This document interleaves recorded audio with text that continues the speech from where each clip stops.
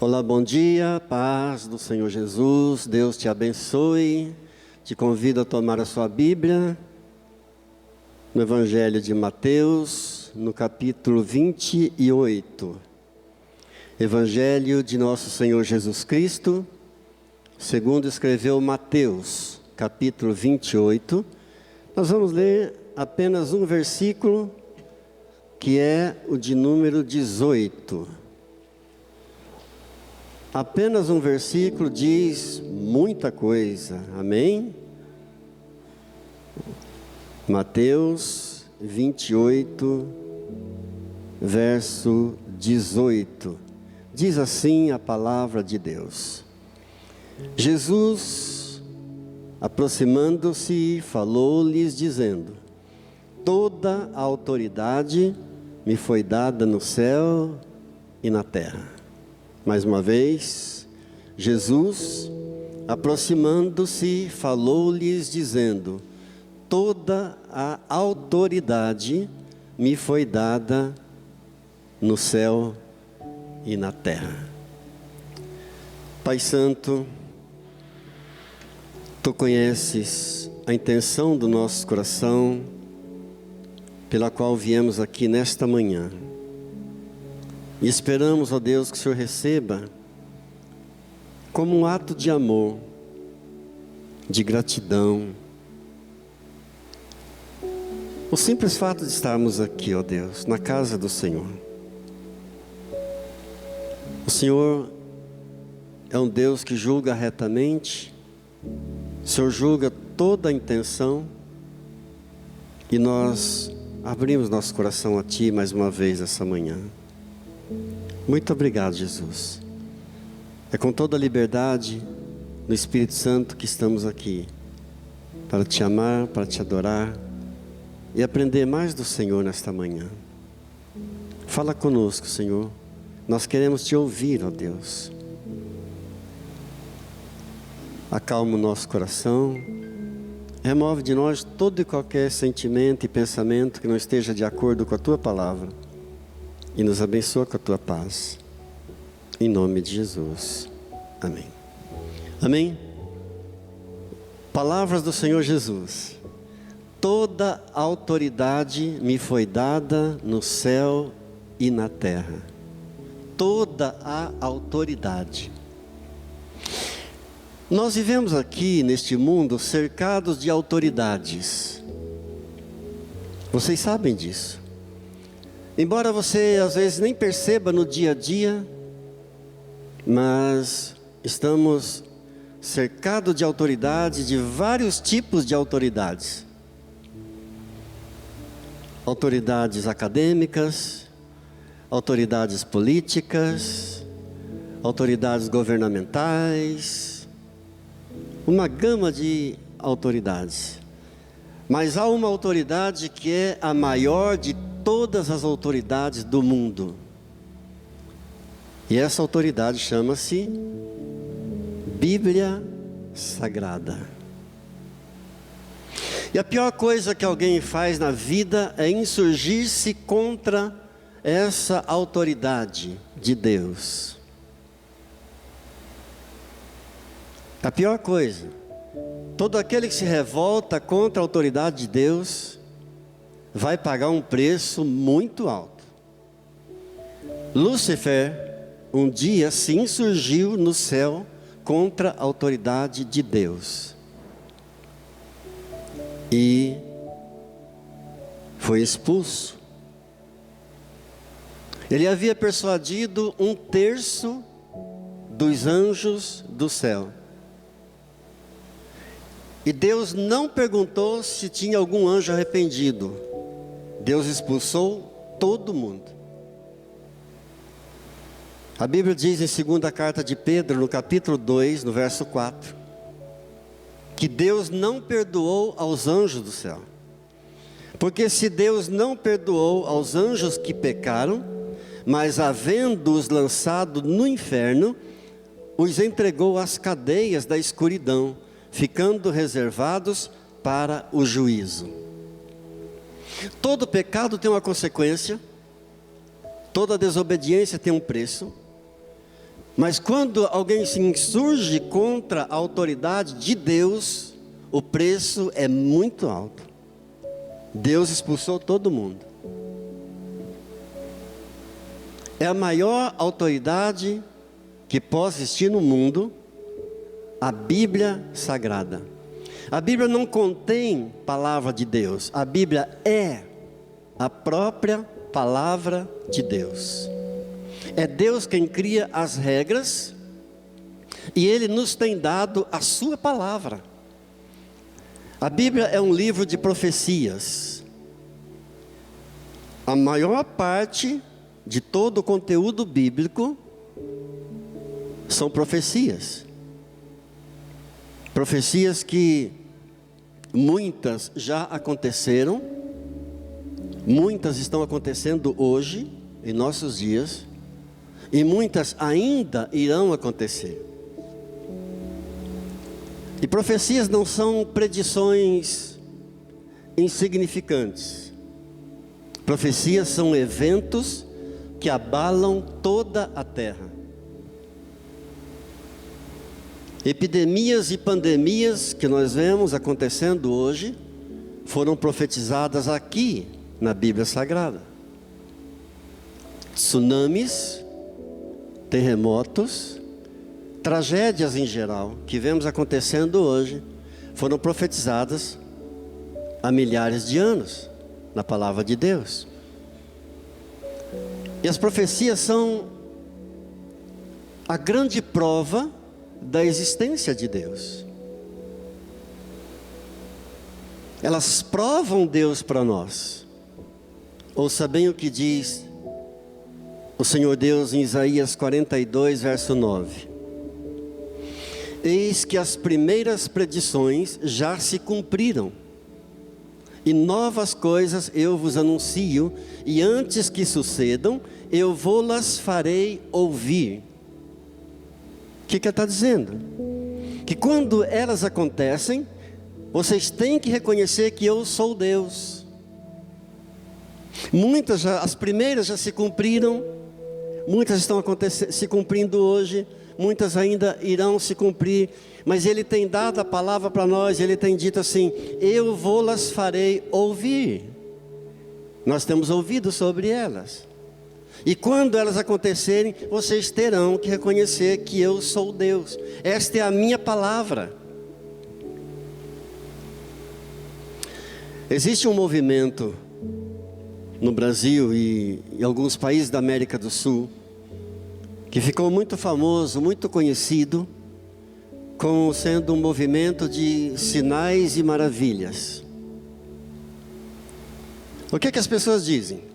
Nós precisamos orar por mais sinais, por mais milagres, por mais maravilhas, porque as pessoas vendo os sinais, elas crerão em Jesus. As igrejas encherão. Precisamos de mais milagres, para que as pessoas possam crer em Jesus. Desculpe a expressão, mas isso é burrice. Por quê? Quem foi que mais realizou milagres aqui nessa terra? Jesus. E todos creram nele? Será que todos creram nele? Claro que não. No meio daquela multidão que estava ali, naquele dia, proclamando: crucifica-o, crucifica-o, solte Barrabás e crucifica Jesus. Nós queremos Barrabás, crucifica Jesus. Com toda certeza, no meio daquela multidão, havia pessoas que tinham sido curadas por ele. No meio daquela multidão tinha muita gente ali que tinham visto sinais e maravilhas e tinham visto os milagres de Jesus. E no entanto agora estão gritando: crucifica-o, crucifica-o, crucifica-o. Ouça bem o que diz o Senhor Jesus em Mateus capítulo 12, dos versos 22 ao 24. Então lhe trouxeram um endemoniado, cego e mudo, e ele o curou. Passando o mudo a falar e a ver, e toda a multidão se admirava e dizia: é este porventura o filho de Davi? Mas os fariseus, ouvindo isto, murmuravam, dizendo: este não expele demônios, senão pelo poder de Belzebu, maioral dos demônios. Entendem? Toda a multidão está admirada, está perguntando: mas esse não é o filho de Davi? Será que esse não é o Messias, o que haveria de vir? Mas os fariseus estão dizendo: ele expulsa demônios pelo poder de Belzebu, o maioral dos demônios. E esse é o pecado que não tem perdão. É o pecado contra o Espírito Santo. É atribuir a Satanás o poder de Deus. Todos os outros pecados têm perdão, mas a Bíblia diz que esse pecado não tem perdão, nem neste século e nem no vindouro. E muitos cristãos, quando ouvem isso, ficam com medo de ter cometido esse pecado. E eu abro um parênteses para dizer que você, como cristão, não precisa ter medo de ter cometido esse pecado, porque um cristão sincero jamais vai cometer esse pecado contra o Espírito Santo. De atribuir a Satanás o poder que é de Deus. E a pessoa poderia perguntar: pastor, mas e se eu cometi esse pecado no tempo da ignorância? A Bíblia diz que o tempo da ignorância Deus não leva em consideração. Amém. Por que Deus não perdoou Lúcifer e os anjos que se revoltaram contra a autoridade dele?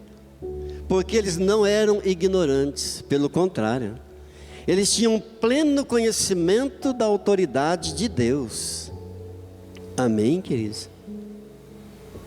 Então, muitos dos que viram sinais e maravilhas foram curados até por Jesus, mas no momento da crucificação, da condenação, estão gritando: crucifica-o, crucifica-o, crucifica. Então a questão não é a pessoa ver sinais e maravilhas, ver milagres, para poder crer no Senhor Jesus. Não é essa a questão. A profecia é uma coisa exclusiva da Bíblia. Você só vê profecias na Bíblia Sagrada. E cada uma delas, descrita aqui, vai se cumprir exatamente como ela está descrita aqui. No Alcorão, o livro sagrado do islamismo, não tem profecias.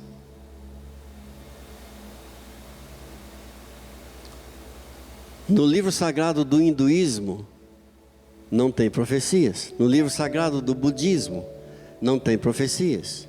Em nenhum outro livro sagrado de qualquer religião, não tem profecias. Você só vê profecias na Bíblia Sagrada. E qual é o assunto principal das profecias? Israel. Israel é o principal tema das profecias. Israel é citado na Bíblia por 2.570 vezes. Mais até do que o nome do próprio Senhor Jesus, que é citado 1.273 vezes. Israel é citado 2 vezes mais do que o nome do Senhor Jesus, porque é o tema principal das profecias na Bíblia. Deus oferece Israel para nós como prova. Israel é a grande prova de Deus para nós. Você embarca aqui em São Paulo, Você toma um avião aqui em São Paulo, depois de 13 horas de viagem, você desce, está pisando em Israel. E a história completa de Israel está disponível para nós na Bíblia. À medida que você medita na Bíblia Sagrada, simultaneamente você está estudando história. Toda a história de Israel está na Bíblia. E uma das coisas que você aprende quando medita na Bíblia é que a Bíblia são pessoas reais. Ela fala de lugares reais, de pessoas reais, de eventos que são reais. Israel é uma nação real. Está lá para quem quiser ver, para quem quiser visitar. A terra prometida está lá para quem quiser visitar. O Monte Sinai, onde Moisés recebeu os 10 mandamentos de Deus, está lá para quem quiser visitar. O Rio Jordão, onde o Senhor Jesus foi batizado, está lá para quem quiser visitar. A cidade de Jericó, a mais antiga cidade do mundo. A primeira cidade a ser vencida quando o povo de Deus alcançou a terra prometida foi Jericó, está lá para quem quiser visitar. O Monte Calvário, onde o Senhor Jesus foi crucificado pelos nossos pecados, está lá para quem quiser visitar. O túmulo vazio do Senhor Jesus está lá para quem quiser ver. Então a Bíblia fala de lugares reais, de pessoas reais, de eventos reais. Não é uma mitologia, não contém lendas, profecias, enfatizam Israel, citado 2.570 vezes na Bíblia Sagrada. O Salmo 104, no verso 18, diz assim: os altos montes são das cabras montezinhas. Quando nós estivemos lá em 2019 e saímos de Jerusalém para visitar Jericó, no meio do caminho,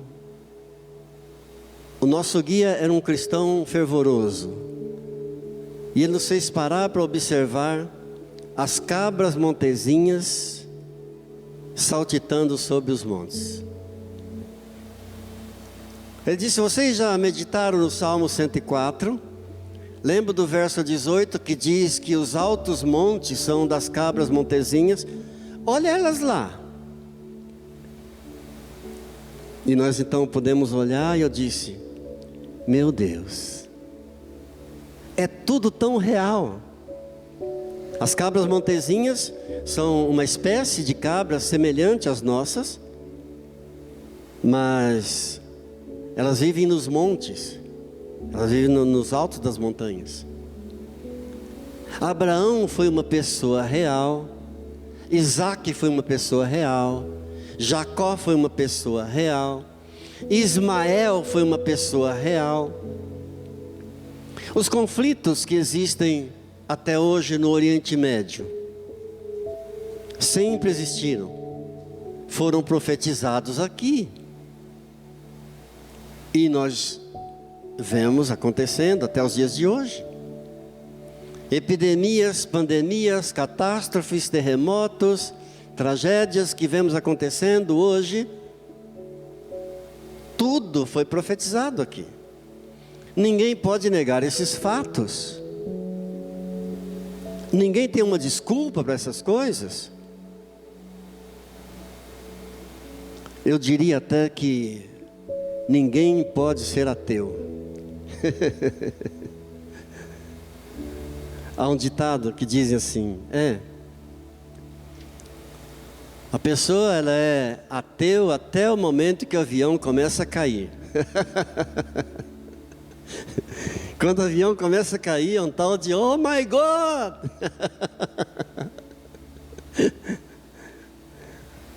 Qual a causa dos conflitos no Oriente Médio, que perduram até os dias de hoje? Ismael e Isaac. Desde o nascimento de Ismael. Deus prometeu um filho para Abraão. Vocês conhecem a história. Sara era estéril. Mas Sara disse a Abraão: por que você não gera um filho com a minha escrava Agar? E Abraão gostou da ideia. Nasceu Ismael, o filho da incredulidade de Abraão, o filho da impaciência de Abraão. Ismael significa a rebelião de Abraão contra Deus, a revolta de Abraão contra Deus. Não era o filho da promessa. Os árabes proclamam que são filhos de Ismael. De Ismael vieram os árabes, dos árabes veio a religião do islamismo, uma das 3 maiores do mundo: cristianismo, judaísmo e islamismo.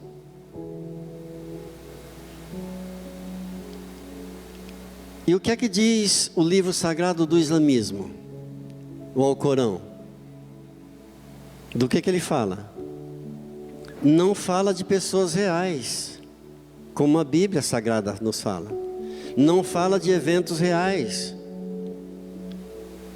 É pura mitologia, pura lenda.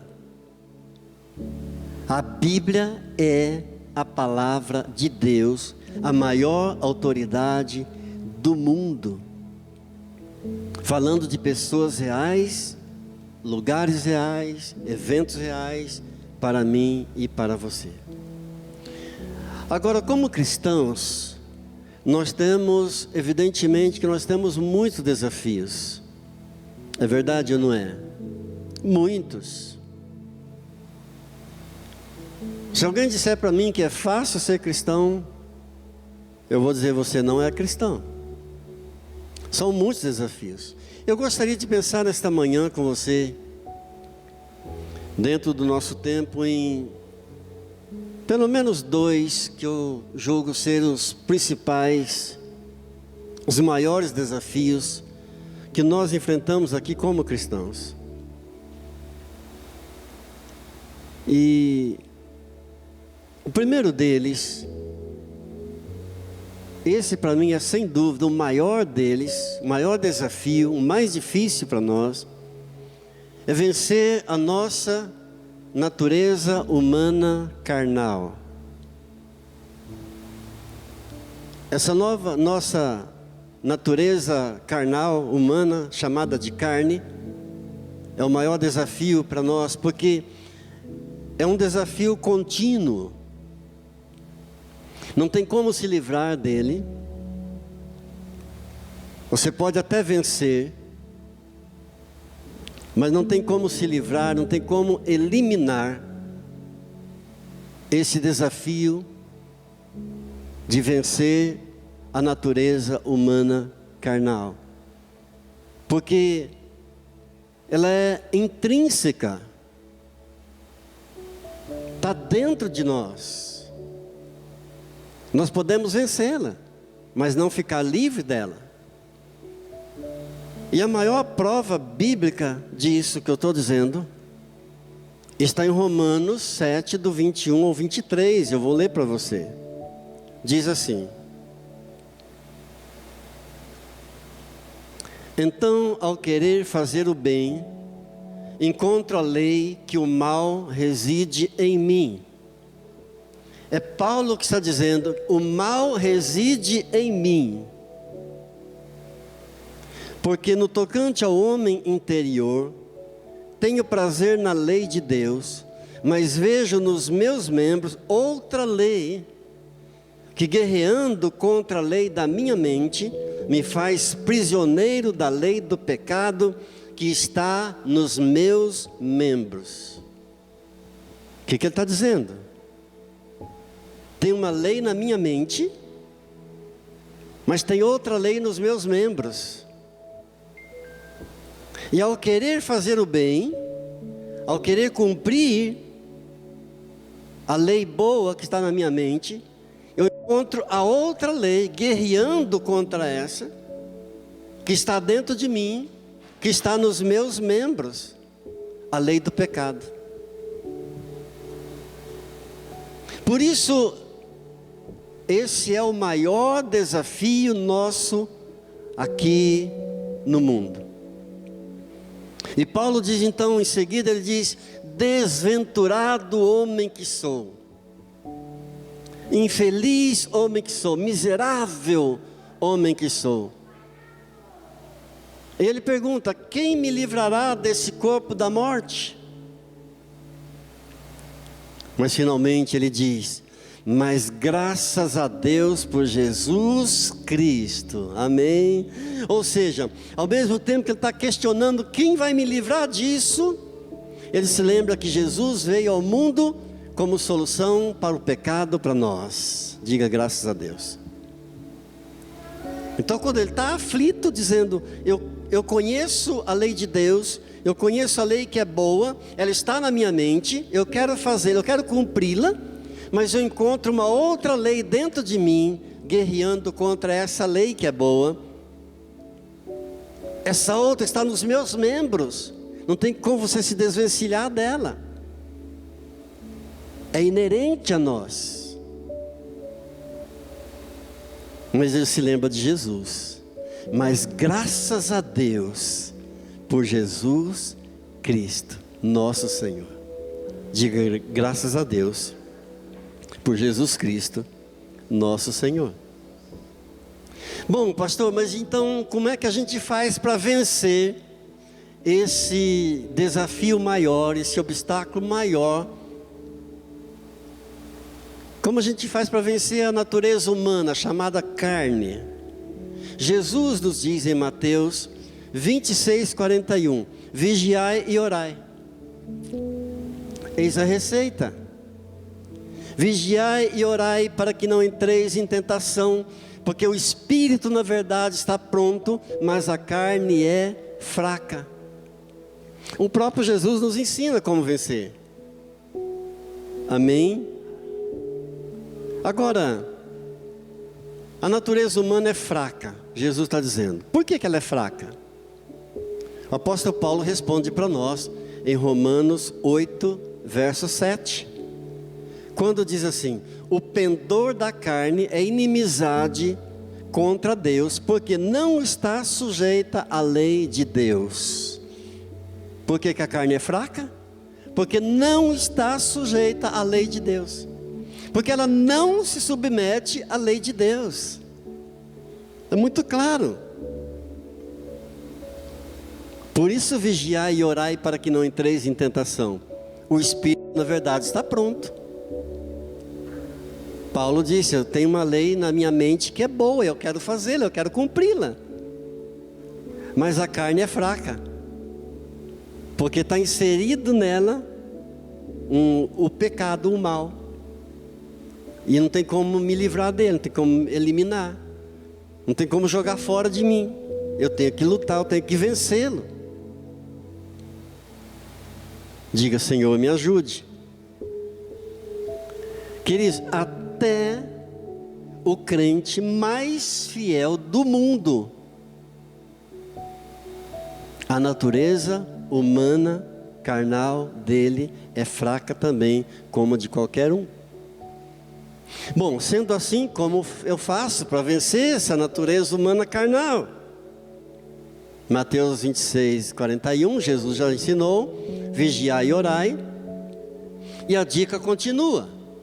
Em Gálatas, no capítulo 5, no verso 16, a Bíblia diz assim: andai no Espírito e jamais satisfareis a vontade da carne, a concupiscência da carne.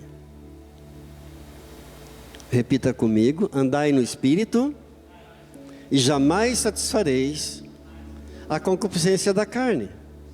O que seria andar no Espírito? Que você entende por andar no Espírito? Andar nas coisas de Deus. Igreja, culto, oração, jejum, meditar na palavra de Deus, andar no mundo de Deus. Como vencer a natureza humana carnal? A dica continua. O apóstolo Paulo nos diz em 1 Coríntios, capítulo 6, verso 18: fugir da impureza. Aquele que pratica a imoralidade peca contra o próprio corpo. Foge da impureza. Foge da impureza, porque aquele que pratica iniquidade está pecando contra o próprio corpo. Aquele que pratica imoralidade, está pecando contra o seu próprio corpo. Ou seja, tem coisa que não é Deus que tira, é você que tem que fugir. Está aqui, fugir da impureza. 2 Timóteo, capítulo 2, verso 22, ainda o apóstolo Paulo diz: foge das paixões da mocidade, segue a justiça, a fé, o amor e a paz com os que de coração puro invocam o Senhor. Foge das paixões da mocidade, segue a justiça, a fé, o amor e a paz com aqueles que de coração puro invocam o Senhor. Então, não podemos brincar com o pecado. Infelizmente, muita gente está brincando com o pecado. A Bíblia mandando fugir da impureza, fugir até da aparência do mal, fugir da imoralidade, porque aquele que pratica imoralidade está pecando contra o seu próprio corpo. Mas muita gente ainda brinca com o pecado. Mas eu quero finalizar a nossa meditação falando de algo muito importante. Não que o que nós falamos até agora não tenha sido tão importante, mas tem algo muito importante. É que só é possível você vencer a natureza humana, carnal, fraca, mudando a mentalidade. Se não mudar a mentalidade, a pessoa não consegue vencer a natureza humana carnal. Por quê? Porque é a mente que comanda tudo. Por isso, o apóstolo Paulo nos diz em Romanos, capítulo 12, verso 2: e não vos conformeis com este século. Outras versões dizem: e não vos conformeis com este mundo, mas transformai-vos pela renovação da vossa mente, para que experimenteis qual seja a boa, perfeita e agradável vontade de Deus. Quando ele diz: não vos conformeis com este mundo, não significa dizer assim: eu não me conformo com esse mundo. Não é isso. Não vos conformeis com esse mundo significa não tome a forma do mundo, não tome a forma desse século, mas transformai-vos pela renovação da vossa mente, para que experimenteis qual seja a boa, perfeita e agradável vontade de Deus. Porque a mente comanda tudo. Lembra do povo do Egito, quando Deus tirou o seu povo lá da escravidão do Egito? Eles passaram 400 anos escravizados, massacrados no Egito. E quando Deus então os libertou, Deus os tirou, eles estão caminhando rumo à terra de Canaã, a terra prometida. No livro de Êxodo, no capítulo 16, no verso 3, eles estão murmurando e dizendo assim: que saudade das panelas de carne do Egito. No livro de Números, no capítulo 15, no verso 5, ele diz assim: que saudade dos peixes que nós comíamos no Egito, os pepinos, os melões, os alhos, as cebolas. Deus tem uma terra maravilhosa esperando por eles lá, a terra que emana leite e mel, mas eles nunca falam de Canaã, eles só falam do Egito.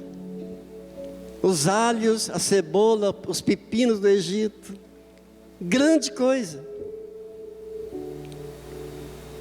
Por quê?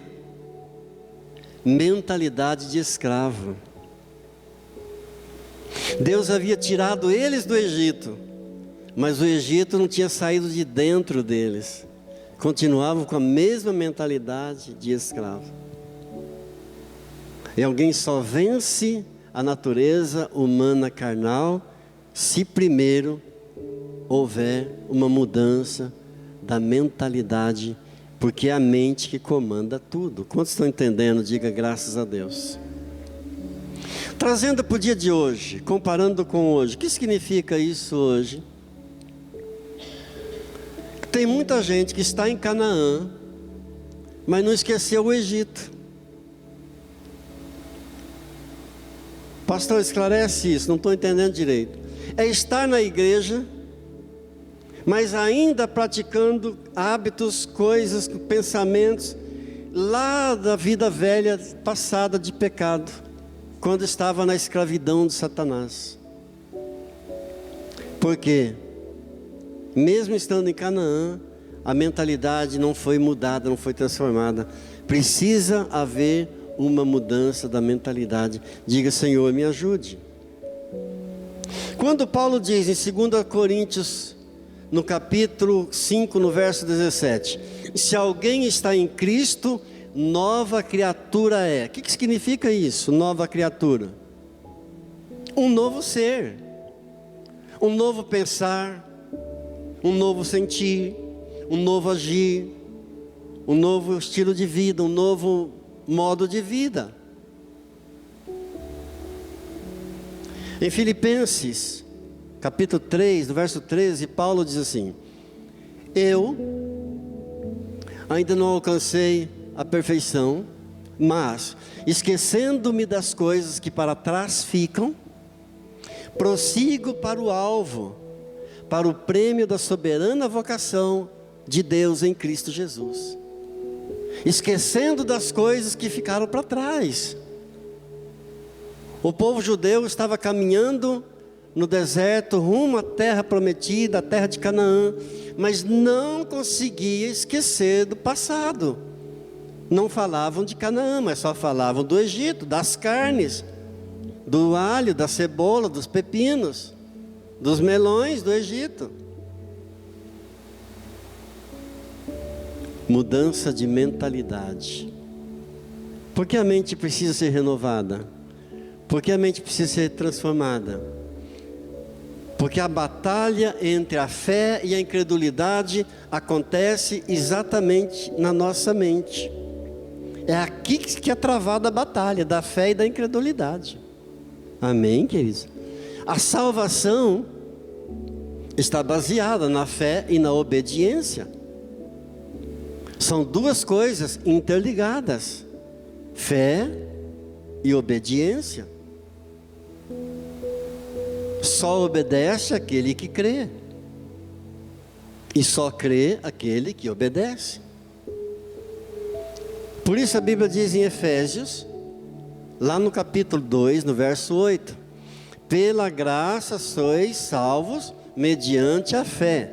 Isso não vem de vós, mas é dom de Deus, para que ninguém se glorie. Amém? Diga fé e obediência. Não tem como você desvincular uma coisa da outra. A salvação consiste nisso: fé e obediência. Mas há um outro desafio, rapidinho, só para a gente finalizar, que também é tão grande, tão importante como o primeiro, o de vencer a natureza humana carnal. É o desafio da fidelidade a Deus, de você manter a tua fidelidade a Deus. Esse é um desafio também grande, forte também. Porque fidelidade não é algo temporal. Fidelidade não é algo momentâneo. Ouça bem o que diz a palavra em Apocalipse, no capítulo 2, no verso 10. Sê fiel até a morte, e eu te darei a coroa da vida. Olha que maravilha, repita comigo, por gentileza. Sê fiel até a morte, e eu te darei a coroa da vida. Então não é algo opcional, não é algo momentâneo, temporal. Sê fiel até a morte, e eu te darei a coroa da vida. É maravilhoso que é uma ordem de Deus para nós. E sempre que o nosso Deus dá uma ordem para nós, em seguida Ele faz uma promessa maravilhosa. Ser fiel até a morte é uma ordem. A promessa em seguida: eu te darei a coroa da vida. Glória a Deus. Amém. Então não dá para entender pessoas que por um período são fiéis a Deus, andam com Deus, daí passam anos afastados de Deus. Você encontra a pessoa, eu estou afastado. Cadê aquele irmão fulano, aquela irmã fulano? Pastor, aquela pessoa está afastada de Deus. Daí passa anos, a pessoa volta, novamente começa a caminhar com fidelidade a Deus e se afasta de novo. Não dá para entender isso. Tribulações, todo mundo vai ter. Opa, você vai passar por tribulações, não tem como. Lutas, dificuldades, todo mundo vai enfrentar. Qual o segredo? Viver uma vida de alegria, de fidelidade, mesmo em meio às lutas, às tribulações, às adversidades, às provações e os desafios que enfrentamos nesta vida. Esse é o segredo. E isso só é possível através da fidelidade a Deus. Sem fidelidade a Deus, esquece a possibilidade de viver uma vida feliz, mesmo em meio às lutas, às tribulações e às dificuldades. Ouça bem o que diz a palavra de Deus em Atos capítulo 14, verso 22. Paulo dizendo: fortalecendo a alma dos discípulos, exortando-os a permanecer firmes na fé e mostrando que, através de muitas tribulações, nos importa entrar no reino de Deus. Não tem mamão com açúcar. Fortalecendo a alma dos discípulos, exortando-os a permanecer firmes na fé e mostrando para eles que através de muitas tribulações nos importa entrar no reino de Deus. Porque, queridos, dar glória a Deus quando tudo vai bem, até o ímpio faz. Uau, consegui meu emprego, glória a Deus. Uau, consegui algo que eu queria tanto, deu certo, glória a Deus. O ímpio faz isso.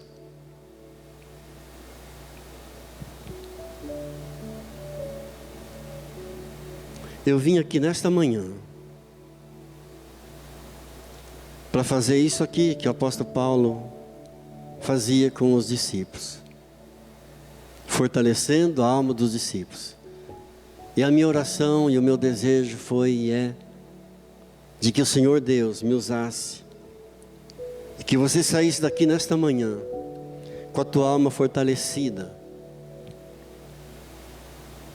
e também para exortar você a permanecer firme na fé, a despeito das lutas, das tribulações, das dificuldades, das adversidades, dos desafios, a permanecer firme na fé, porque importa que através de muitas tribulações, importa-vos entrar no reino de Deus.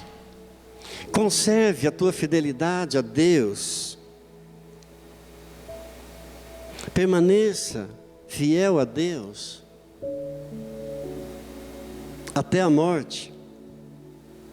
Viva uma vida de equilíbrio emocional. Deus faz isso para você. Nada de viver cabisbaixo, nada de viver murmurando, nada de murmurar na mente, porque às vezes não se murmura pela boca, mas se murmura pela mente.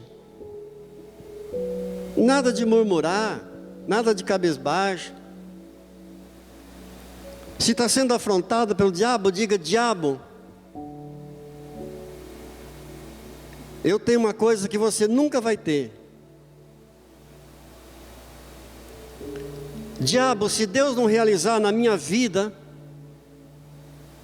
os alvos, os propósitos, se Deus não fizer na minha vida, Ele vai fazer uma coisa em mim que você nunca vai ter. Ele vai enxugar todas as minhas lágrimas. Um dia Ele enxugará dos meus olhos toda lágrima, e eu estarei para sempre com Ele, em um estado de glória eterna com o Senhor. Amém. Amém. Diga graças a Deus. Curvemos nossas frontes. Vamos orar ao Senhor.